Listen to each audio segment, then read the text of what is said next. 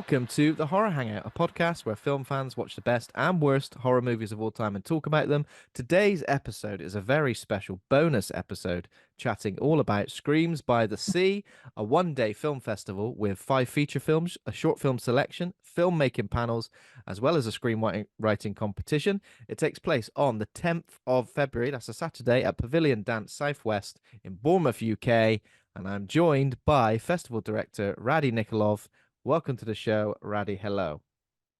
Hello, everybody. Thanks so much for having me. This is absolutely amazing to chat about the festival and everything about horrors, good and bad. Hell yes, you are most welcome. I mean, most of the time we talk about the good stuff in horror. It's rare, even though in the tagline we're saying the bad ones. It's rare we talk about anything bad. We're all about the positive vibes. We're all about the positive energy. Oh, absolutely. Every film is a journey. I mean, that's one way of describing it. Every film is a journey. Oh, listen, there are some horror films from the 70s and the 80s that take you on a journey. Oh yeah, and I feel like because of co-hosting this podcast, I've been on many a journey. That some good, some bad, some memorable, some not so memorable. Um, but yeah, thank you so much for joining us. As soon as I heard about Screams by the Sea, I think we started chatting online, and it's been good to get to know you and find out more about about the festival. It sounds very interesting, very exciting, and of course, it's did it come off of the back of Fright Fest? I know you attended Fright Fest last year, didn't you? I did. I went, that was my, I think, third Fright Fest that I went. Lots of familiar faces. But no, the idea for the festival actually happened a little over a year ago now, actually maybe a year and a half.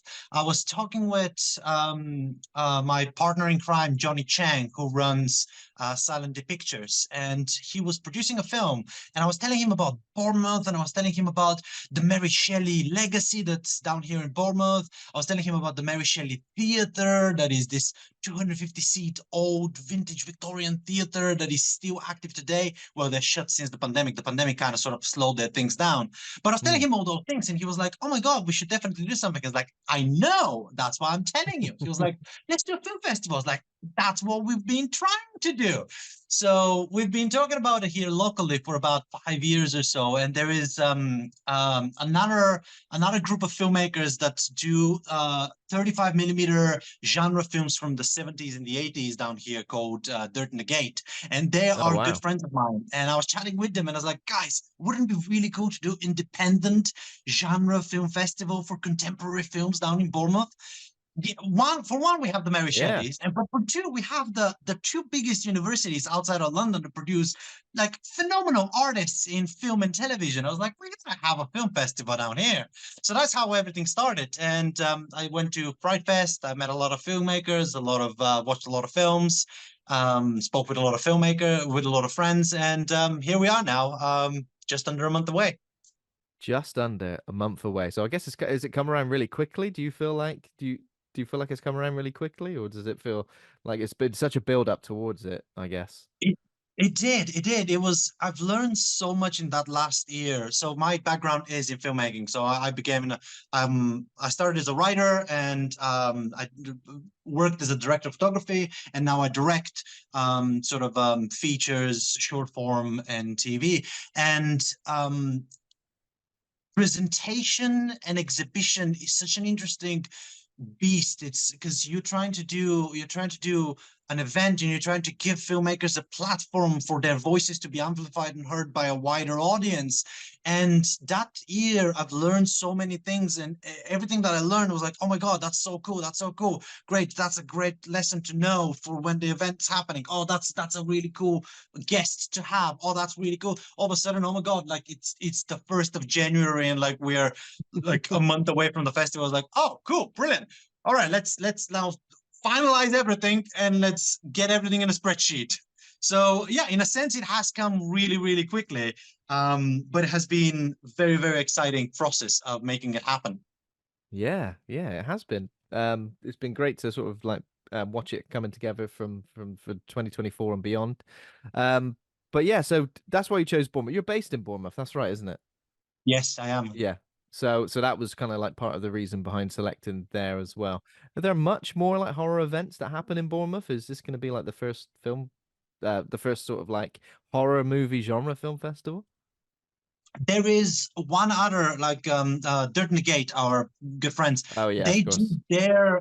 their event in the fall. Their event is called Grindfest, and it's this Oh wow, okay. amazing 3-day weekend where you go and watch these fantastic genre horror films from the 70s and the 80s. But their thing is preserving 35 millimeter projection. So Yeah, I had this lovely meeting with them in the beginning of our process, and I was like, guys, I want to do this. Let's make sure that we align together, because I think having these two events happening at the same time in the same town, I think is going to be important for all of our voices to yeah, be sort of aligned together. So they do their thing. So that's another horror thing.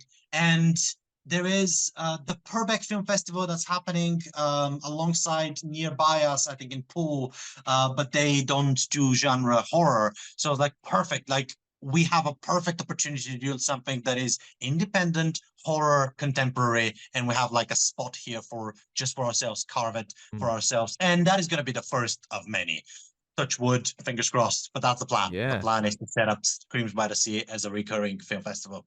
Amazing, amazing. I know the film selection, the film program hasn't been announced yet, so we won't try and spoil anything here. But can you tell us more about the film selection process? How has that been doing that for the first time? Yes, yes. I The process was amazing. We were open internationally. We were open for short films and feature films, as well as screenplays. And one of those things that I had to learn a lot was, well, I can't just be the sole arbiter of all this. I can't just be the Mm, only person that takes decisions. I need to have somebody else that's here, that another voice is heard. So I was like, I need judges that are like internal judges, internal viewers, internal people that sort of watch this short film program, and they sort of evaluate what they think it's good, what is best, and all that stuff. And I was like, great. So there is a small team of people that is behind us that watched every single submission. Everything was discussed internally. We had these, I think every 2 months we got together for like a long weekend at mine, and I think 6 of us sat down and watched all of the feature films that got submitted to us. There was a lot of filmmakers that are like from my personal contacts and from Johnny's contacts that we know, that heard about the festival, and so we got in touch. It's like, listen, if you have anything going on, chuck it in the pot. We would love to see it. We're open for mm. anything and everything at the moment. Let's build this exciting, entertaining, and slick program for February. And so that's the films, and then we have a screenwriting competition, which is very exciting actually. If you want to talk about it in more detail in a second, but Mm. screenwriting competition is something that Johnny is very passionate about. Johnny produces a lot of films, a lot of horror films, and distributes in sort of Indonesia and Malaysia. And Oh wow, he was okay. very excited in this opportunity to be able to grant a funded production deal for an exciting new feature-length script that is already written. Wow. So I was like, oh my God, like, how do we run this? So we have a whole another team that is reading every single script that gets submitted to us. There is an internal evaluation card that we all sort of like fill out so that it's across the board. We all know what we're talking about internally. And Mm. then we discuss all of the stories from the readers internally, and we're going to shortlist 4 of the scripts that we choose are best in that internal Wow. process, and we're going to invite these screenwriters to pitch at the actual event. So sort of that is the long of it of the process inside of making a film festival, I suppose. Yeah, I mean that's super interesting though, and it must sort of attract a load of like, really creative people to be sort of so the main prize is essentially have a film made and then potentially distributed in so it will be distributed like worldwide, or is it only going to be just distributed in Indonesia and Malaysia, like you said? Yes. So the screenwriting competition, very exciting things. Um, Yeah, super Basically, exciting. yeah, as you say, it's literally we're offering to make the next horror film. We've had scripts from Serbia, Bulgaria. I think there was one from Japan. There is a Wow. lot of British scripts. There is a few from the States. The scripts from everyone. Everything is in the English language. Films are going to be produced in the UK. And the movie will be distributed in Indonesia and Malaysia with limited national UK distribution. We say limited at the moment because we don't know what kind of deals we can be able to get once when the movie is finished. That is sort of Of the course. extent of our reach at the moment. It's just limited UK, but there's going to be a national Malaysian and Indonesian Malaysian distribution theatrical attached to the deal. So that is a very exciting thing that I've not done before. So that's a first for me, trying to sort of do that. But it's a very exciting time for one already finished screenplay. Definitely a hugely exciting time for that. Was it really difficult picking what films you were going to choose on the program as a 1 day event? Because obviously, if it was a 3 day event, there'd be plenty of scope to choose more. Was it really difficult whittling it down to just a handful, I guess? That is one of the hardest things that I had to do probably this year. Is like we have so many great films, and we have like there's a few movies that literally blew our minds. We're like, oh my god, this is so good. Unfortunately, it doesn't fit. And it's Oh like no. it's so crushing. It's so crushing. It's like this is amazing, but it's just like it doesn't fit. We only have like 5 slots, and it's a limited Yeah. space. It's like I wish we had more space to feature more films because I can think of like 3 on top of my head. They're like, oh my god, this could make a whole another day. Of just this type of horror, and it was absolutely phenomenal. So yeah, it was really really hard to pick the 5 films that we are showing, but I think we have a really really exciting and solid program for February. That's amazing. That's awesome. And hopefully, if it is a recurring event, maybe more days would be added at future iterations of the festival, and then we could you could choose even more films. Oh, that would be Um, amazing. yeah, super exciting though. Super exciting stuff. So tickets are on sale currently. Are there anything we need to know about tickets? I know there's a student discount available of 10%, isn't there? Yeah, so tickets went on sale a while back.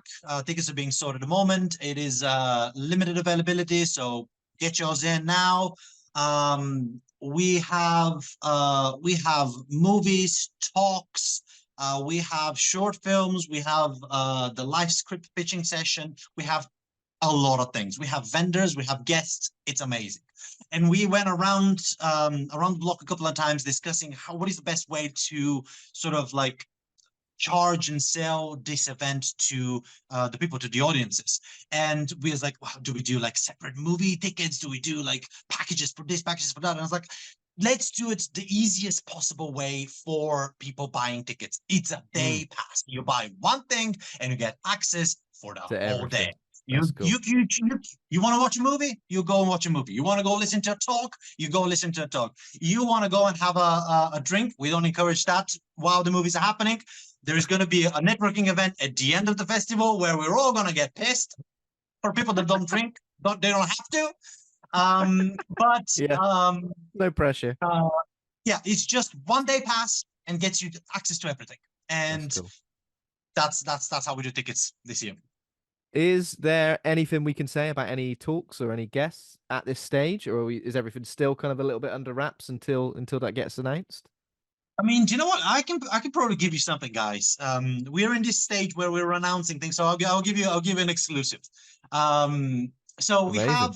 we have a couple of really interesting workshops and talks in the making because I'm an independent filmmaker. I have dear friends that are independent filmmakers. Everybody's struggling. Everybody's trying to find a way to do this filmmaking business and art together in this world. So I was like, okay, let's put these brains together because like we can maybe sort of help each other. So like we need to make sure we have a couple of talks, a couple of workshops. So we're doing a live application of a werewolf attack.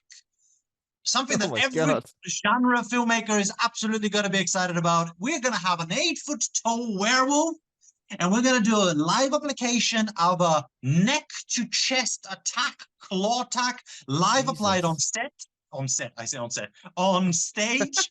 Well, Um, you know, on stage. It's going to be done by Theodore Salisbury, who's worked with Ian McKellen. He's worked with James Cosgrove from Game of Thrones. He's worked with phenomenal talent across the world, and he's coming down to do a live application. It's going to be wow. in conversation with Theodore Salisbury, and that is going to be our first sort of workshop. Our second workshop is going to be Lyndon Bodock. We've just announced that. Lyndon Bodock is going to be our guest doing in conversation with an executive producer, Lyndon Bodock. He comes from a Temple Hard Film, which is a fantastic production company based in London. They do amazing horror films. He's going to come down and talk about taking a project from sort of script all the way to market, how to work with investors, Oh, wow. how to Okay. sort of like raise finance, how to sort of set yourself up for success in the filmmaking world. And also, here is a very exciting thing that I don't think I've shared yet with anybody. We have Performance Media Insurance as one of our guests at the event, and they have been incredibly kind to offer 10% discount to filmmakers going to the event for future purchases of insurance through them. So that is very, Ah, very kind okay. of Wow. them. Because we all know once when you start doing films, you need that insurance, you need legal, you need all of those things that you don't think you need, but you should definitely have, because once when you start selling your film is very important to have. So that is our ethos, is like make sure we give advice to people setting up their feature films so that once when they start selling them, they have everything in the bank all ready to go. I So mean, these are our talks at the moment. yeah. Um, our movies, I'm reluctant to say yet. We have some really interesting movies. We have some fantastic movies. I can't give you a title yet, but very exciting, very, very exciting British films are showing at our festival. When the films get announced, we'll be sure to share with our listeners anyway, so everybody knows what kind of films are going to be shown. I mean, it sounds great for not just film fans, but also filmmakers. And I think sometimes a lot of these events can sort of cater mainly to film fans. I know most filmmakers are film fans as well, but the fact that all of this stuff is sort of in place for filmmakers as well, um, seems great and seems like a really unique selling point as well. Thank you. Very, very. That's a very good point. Very good point. Thanks so much for pointing that out, because it was so important to me. I was thinking about what kind of audience we want to attract at the event. As a filmmaker, I want my movies to be seen by a genuine public. So I want to make Mm. sure that film lovers are present, so that the filmmakers submitting to us have a chance to be seen by the real audience, and they can get Mm. real feedbacks for the films, and they can get real reviews and all that stuff. But also, as a filmmaker, I would love to be able to have a place where I can go and learn the things that I now know 15, 20 years after doing this thing, that I wish I knew in the beginning of Yeah, my career. So yeah, it's very important, these two sides of the filmmaking exhibition yeah, bit most for us. definitely. Most definitely. Sounds great. So in terms of where our listeners can keep up to date with the fest on social media, I know you have a website and you're on a few social platforms as well. And I know that everything we've discussed is going to be announced regularly over the next couple of weeks before the festival. Where can our listeners find Screams by the Sea online to keep up to date? So Screens by the Sea, probably the best place to find us is going to be on Instagram and on Twitter. We have our website. It's screamsbythesea.co.uk. It is a page that has all of the information about what's going to be shown. We are updating it regularly with everything that gets announced, but the quickest possible way to get your information in the most concise way is going to be Instagram. It's just, I think, the best platform at the moment for what we're trying to do. It's, you just go on it, stills, you get all the information immediately. We're also on Facebook. Follow us. We have a Facebook page, Screens by the Sea on Facebook. And I believe these are all of our pages at the moment. So that's where you guys can find us. Awesome. Well, I will make sure to put all of the links in the show notes for everybody to find out. And I think it's safe to say we're going to be sharing a lot more from Screams by the Sea over the next few weeks because it sounds absolutely right up our street. And as I know we've mentioned previously, we'd love to be involved with more events going forward. So thanks so much for joining us, Radi. It's been absolutely great to have you on Horror Hangout to talk about this. Maybe you could join us for a full episode sometime soon to talk about one of your favorite films or least favorite, you know? What either or. It's Oh, totally up to you. I've seen stuff. I've seen I've got stuff, man. recommendations. I've seen stuff, man. But yeah, absolutely sounds absolutely great. And thank you so much for joining us. It's been great to chat to you. Thanks for listening. If you enjoyed the show, become a patron over at patreon.com/horror hangout. Thanks to Taj Easton for our theme music. Please consider giving us a rating or a review.